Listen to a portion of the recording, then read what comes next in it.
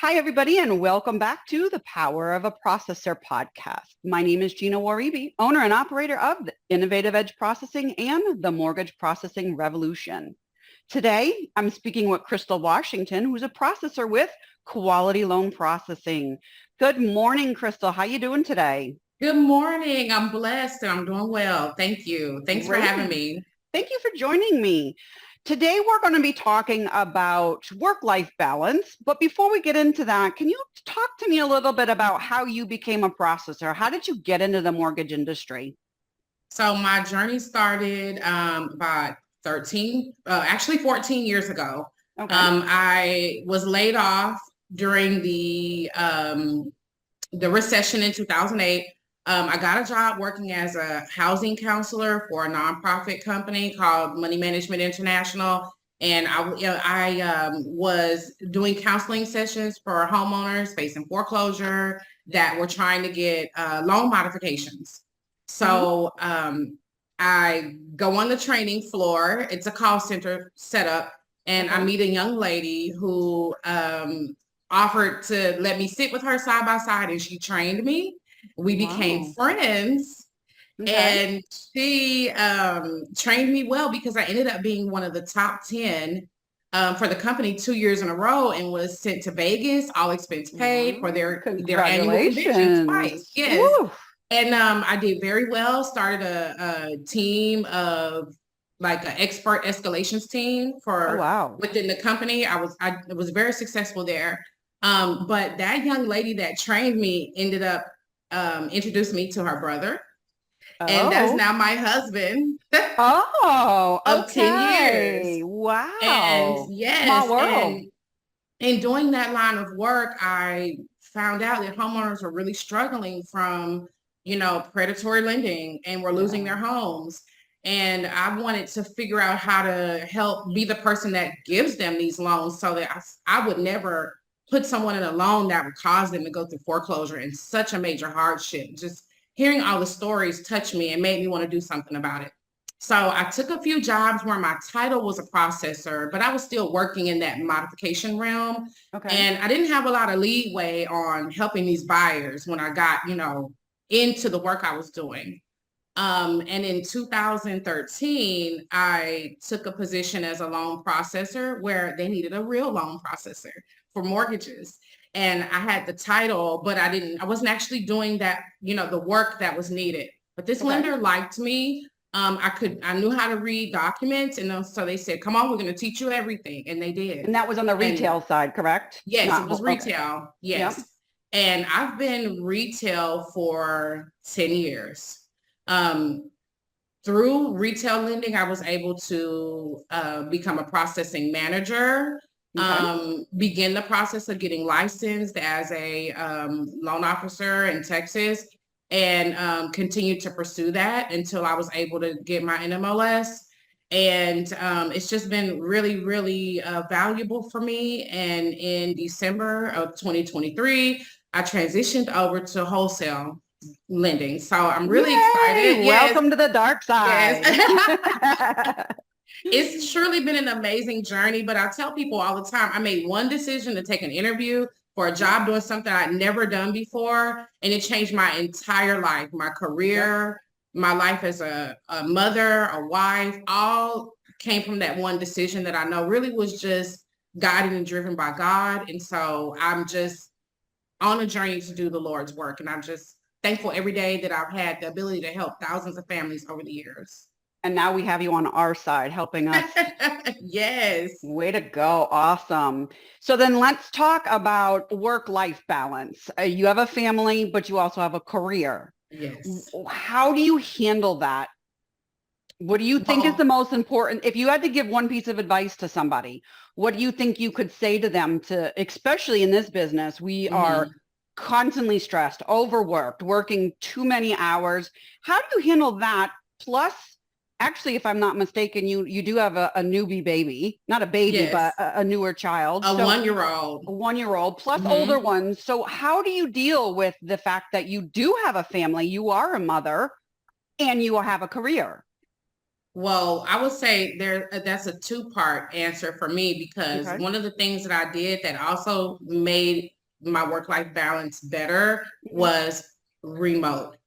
I know a Oh, lot of okay. lenders want you in the office, and I do understand that Yep. um, from the owner perspective. But for the processor perspective, I am more productive at home because I can take care of everyone. I cook, Yep. I clean. I'm a 100% stay-at-home mom, but I'm also working a career, and it's not a 40-hour-a-week job. You know that, Gina. We work until the 40 work is hours. done. What's that? No, no, but I have the flexibility to say, okay, it's bedtime and put everybody to bed. Now let me scrub these files. And Absolutely. I appreciate and respect that flexibility so much, because the stressors of daycare and doctor's appointment and sick children and work Absolutely. things and personal things, I could not balance that the way I needed to Yep. working in the office, because I didn't have, a really, really large family where I had people I could depend on to help me do those things. And you would have to And you take a day, don't, if you work the typical 9 to 5 job, you would have to take a day off or half a day to take your child to the doctor. In yes, this position, if you are grateful to have a flexible employer, you can go mhm, ahead and take your lunch break and go do that and come back and still yes. don't miss too much of your work. Yes, and I'm a big advocate for throwing my laptop in the laptop bag, and I use my phone to communicate. I have all the calls, like work calls. We use an app, so the work calls come to my phone. I can speak to my buyers, agents, anything that's going on. I can do it on the go, and I love Absolutely. that. And the Which can second, help you, but oh can hurt yes, you. Because again, we're talking about work-life balance. At yes. some point, we have to learn, and I know all processors have this problem, we have to learn how to shut down. When we're with the family, we need to learn how to be with the family. When we're at work, be at work. And I think a lot of us struggle with that. That's probably one of the most hardest things us as a processor have to learn. Yes, that was, when I started working remote, I did it for about 5 or 6 months. I loved it because everyone was school age and we didn't have a baby. And Yep. then COVID happened and we were all of a sudden, everybody was at home. So Yeah. I went from, having the house to myself to homeschooling. It was like no room to breathe, and that was a very busy time for the mortgage industry. Absolutely. So for me, that was the time that I had to really learn how to figure it out. And what I did was I learned better how to manage my time. Absolutely. That's the Hmm. reason why I invited you on here. So talk to us a little bit about that. How do you organize yourself? And time management is huge. Hmm. How do you organize your time management? I get up early, I stay up late. Those are two things that I do. Not sure how healthy that is, or it may not work for everybody, but it works for me. And I Okay. time blocks. I have laundry days, I have cleaning days, I have days that I cook. I have days where we do takeout. I have days where I time block and I don't do anything. Okay. I have days where I have Tell me a little bit about like when you say you work early, you work late. Tell me a little bit about a structure of an average day. So you get up, you come to your desk, you start yes. your day. So I get up, I come to my desk. I get up before the kids. So I Yep. have, an hour or two of quiet time. And then so I have about an hour or two of quiet time. So that's catch up, follow-ups, emails. I try to take my spaces of quiet time to review the new files also. So Yes, because I you want know to be where, concentrated on that specific yeah, file. I have the things that require like direct concentration, sitting down, working on new files. Yep. Those things need to get done when I have the blocks of quiet time. So Correct. nap time, early morning, and after bedtime are the time that I take to do those things. Okay. And then I time block time to have family time, spend with the kids, cook dinner. I know that my husband gets home from work at a certain time. So I may take like an hour or two. I take like a dinner time break. And my Okay. loan officers know this, but I still take their phone calls and things like that. But I take, maybe 2, 3 hours to cook and do family stuff, look But at it sounds school like things for the kids. I'm sorry, I didn't mean to interrupt you. Oh, that's okay. It sounds like even though you're making these time blocks for your family and that Mhm. works the best for you, you're Mhm. still putting in the same amount of hours. You're just stretching the day longer. So you're Mhm. still doing everything a processor who sits at a desk from 9 to 5 would do. Oh You just yeah. are taking you're taking more breaks throughout the day, but you're Yes, still because working. I have 24 hours versus 8 hours or 7 hours after you take a lunch break, Yeah. to manage my days. And then I have days where I do nothing, no grocery shopping, no cooking, no, it's just strictly work days.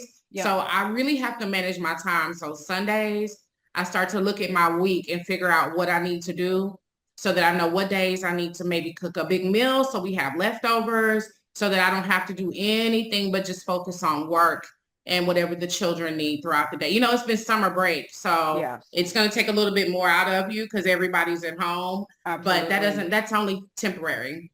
So do you find it hard that, let's say dinner time, when you're Hmm. working and you're working on something, do you find it hard to shut it down and then go to your family, be with your family and not think, or just how does that work for you? Are you, because I can't do it. I have yet to learn how to shut work off, and I envy people who do. So do you get to do that? And if so, how do you do that? Mm, I don't get to do it, to be completely transparent. But one of the reasons why I don't get to do it is because I'm a workaholic and I Yeah. really strive to be like an overachiever. And we're a family. Like my husband is the same. So I have a lot of support from him. So he's Okay. not like, you think you want to put your phone down? We're having dinner. Mm-mm. He He's like, what you understands. got going on? Handle it. I'll feed the baby. Go take care of it. So I have a very, very, very supportive family. My children are supportive, and so is my husband.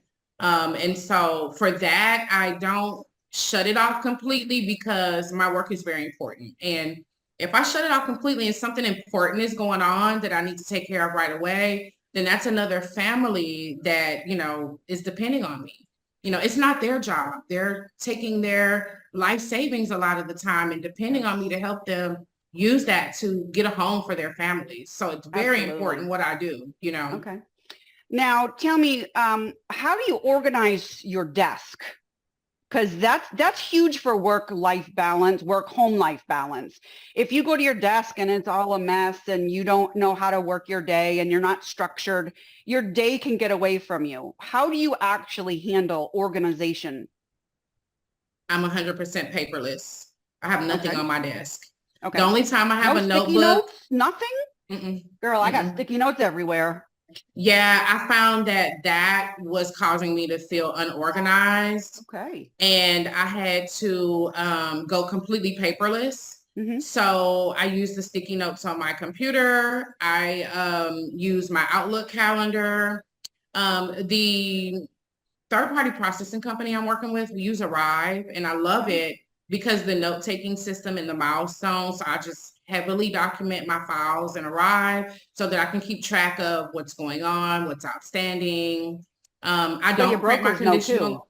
Yeah, Yeah, your broker's helping exactly. them. Okay. Yeah, because instead of putting it in Arrive and then writing it down and then putting it here and then putting it there, I spend more time trying to remember things than actually being organized and updating my partners like the realtors and the title Okay. company and the loan officer. So when I utilize Arrive, I can let everyone know what's going on all in Yep. one, make my notes on what I need to do next or what I'm working on, and then move on. And it's right there. So, and it sends you an email. My email is extremely organized by Okay. client. So every single email I have from a buyer regarding their transaction, I have a special folder for them. And then I have it in one place when they're in process. And when they close, then I have it organized. So I just use my email till its full capacity. And I What email do you use use? Outlook. Outlook. Okay. Yeah, Outlook. And so that's what I do to stay organized. And I use the digital sticky notes for Oh, notes. digital sticky notes. Ooh, I Hmm. might have to get with you later and have you tell me all about that because Oh, my desk yeah. is just full of reminders of what I forgot to do or what I need to do. Absolutely. Yes, definitely. I Okay. think that, that when I had a friend of mine show me how to use my email in a way to stay on top of my files, I never printed another piece of paper again unless I had to. I'm Really? free. I'm free of the paper. So it again, that goes back to the whole, that is great, but it's also Mm. not, because if you are to want a day off, truly a day off, or go on vacation, do you feel the need to take your laptop with you and still be tethered to work? Whereas if you couldn't do all of that, you would leave your work on your desk and you would be able to go away on vacation and not worry too much. You know, I don't take a lot of vacations, and that's something that I want to start doing. I will start doing this year. But what I like to do is I still need to work a little bit because I don't like to be gone and come back to chaos. And when you don't want to have to take a vacation from your vacation. Yeah, that's for That true. that's not something that I want to do. So if I have to check my email in the mornings and the evenings or say, hey, hello, this is where I'm going to be. This is all the updates. Let's have the LOA help stay on track. I got everything together. Okay. I'll try to delegate someone that can help me, and I will take care of the big things and have them help facilitate the little things while I'm out. So those are, I'm so type A with my files. I have a hard time letting other people touch them. So if I'm going to have somebody touch them, I'm going to be very specific on what I need them to do to help cover me. And that way, when I come back, everything's the way I want it. And, we can pick up where we left off, because once you get that contract, there's a time clock immediately counting down, whether I take vacation or not. So yeah, and you can't say, I'm sorry, I can't touch your file for 4 or 5 days because I ain't going on vacation. You know what I mean? No, I would never do that, Yeah. Yeah. But I definitely tell my clients and realtors, like, hey, I'm going on vacation. This is what we need to do to make sure we stay on track. So I have to tell everyone up front, like, this is what's going on, but this is how I'm taking care of you. This is what I need you to do to help make sure we get where we need to go on time. I like that, because it's been 9 years since I've been able to take a vacation, because every time I take a vacation, I'm bringing my work with me. I'm working from the hotel room. I'm working from wherever we are. And that could be just my own, like you said, type A personality, where I don't want to be the reason something goes wrong. I don't want something to happen when I'm not sitting at my desk. So I take it with me. And I know a lot of people struggle with that in our position, because we don't get away from this job. It does become our life. It does become a 24/7 job. Is that because we love what we do, or is it because that's what the job makes us do? So that's why I love this work-life balance, so that way we can start learning how to deal with that. Yeah, I think it's definitely a subject that I don't hear discussed enough amongst fellow processors or just people in the industry altogether. I know sometimes brokers and loan officers are a little bit far removed from what we do because they may not have never had a background in processing. Mm-hmm. But I think over the years, I have a strong belief that no one can really make you do anything. If you feel like a job is making you do something that you don't want to do something else. You have control of your own destiny. Absolutely. For me personally, I just love what I do so much. And I feel out of obligation, I have a duty to my clients because they can go anywhere. Why do they want to work with me? Why do they want to work with the team they're working with? I need them to know why they're working with me. I need the loan officers to know why they need to, send their deals to me, because I take them just as seriously as they do. Yeah. And you have more than just your client, the borrower, in transaction on your desk. That is their life. But you also have the loan officer's life in your hands as well, because that is their file. That is their client. That's their real estate agent that they could bring in more business. If that loan doesn't close, you don't get paid. Neither does that loan officer. So you have a lot of people in this transaction who are depending on you. And that's a lot of burden. Yeah, that's a lot of weight to bear most days. So absolutely. Let's talk about the growth in the industry, the ups and downs. Now, I'm in New England, and with the weather, I know people say it shouldn't hinder it, but in the wintertime, it is very slow here. People don't want to go out looking for houses in the snow. How do Oh, you handle wow. the fluctuation and, the rates going up and going down and you can be nice and steady for a certain amount of time, then all of a sudden you get nothing, or all of a sudden you're slammed because the market changed. How do you handle that with a work-home balance? I think the word for me of 2024 is diversify. Okay. So I don't want to just be a one-trick pony. So I try to educate myself as much as I can on guidelines, programs, any type of certifications that I can take, any conventions or networking that I can do, especially with me being a busy mom. And there's so much more available online at our fingertips that's free that Yep. wasn't there 11 years ago or even 15 Absolutely. years ago when I even thought about getting into the mortgage industry. Everything is at our fingertips. We're all working on laptops at this point. It's all on our phone. So I just take advantage of that and try to just be up on the trends. Okay. Just sharpen my skills. If I don't have anything else to do, I'll take a typing class to make sure I can type fast enough to keep up with the work. So That anything I is can do to better actually, myself. that is phenomenal. I always advocate in slow times to learn because this Mhm, business changes every day. There's mhm, always something to learn, but I would have never thought of, and I don't want to say basic skill, but for us, that is a basic skill because we type mhm. all day. But that is actually a really good idea. I like that. Yeah, it's very important to me because the only way that I learned or I feel that as a processor, when you're good at what you do, even when you try to grow and say, well, I want to be a loan officer now, people are Yeah. like, yeah, but you're a really good processor. So you keep working on Yeah. these files and I'll think about mentoring you or I don't know because you're really good at what you do, and loan officers don't want to lose you as a processor. And so for me, I'm like, I got to find a way to make that work for me instead of it keeping me stuck in a place that I don't want to be Hmm. because I do want to see growth in my career. And getting in the wholesale game is showing me that I can do more and still be successful at processing, grow, of course, increase my earning potential. So those are all things that I've learned that I have the ability to do. And I said, wait, I'm not capped at a salary. I can go as far Oh, as my own ability will take me. that Well, is you guys better right. watch out. You better watch out because I'm gonna definitely put the work in, and anybody working with me, I'm going to encourage them and boost them to do the same. That is amazing.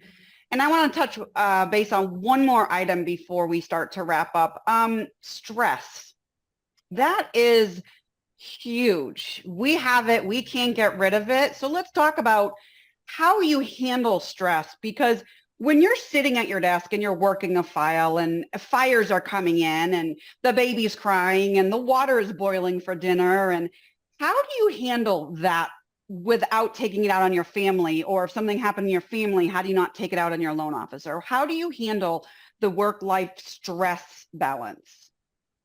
I think that the way that I've been able to cope and deal with those things, because I've definitely been in a place where I was like, this is overwhelming. I'm not going to Yes. say I don't have my days where I get overwhelmed, but I definitely have to listen to my body, my spirit, my mind, and make sure I check the headspace I'm in and adjust accordingly. So there are some days where I'm like, you know what, I'm going to work on the major things and then I'm going to step away from my desk for about 3 hours. So time blocking is something that I've had to implement because now I do Yeah. have a toddler and I can't just put her in her swing and just be like, okay, I'll be back in 3 or 4 hours. Like she's Yeah. starting to walk. I have to be more hands-on. She's like a I'm mini also, LO. You have to pay attention to them.